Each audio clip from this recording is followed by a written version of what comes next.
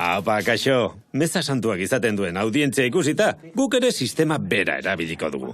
Hemen duzue, Krisostomo abadea. Eta eskerrak emateko, jainkoari, edo Ama Virginari kanta asko dago.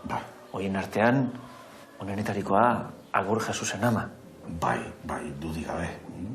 Agur Jesusen Ama, Virginia maitea, agur itxasoko izar, izdiratzailea.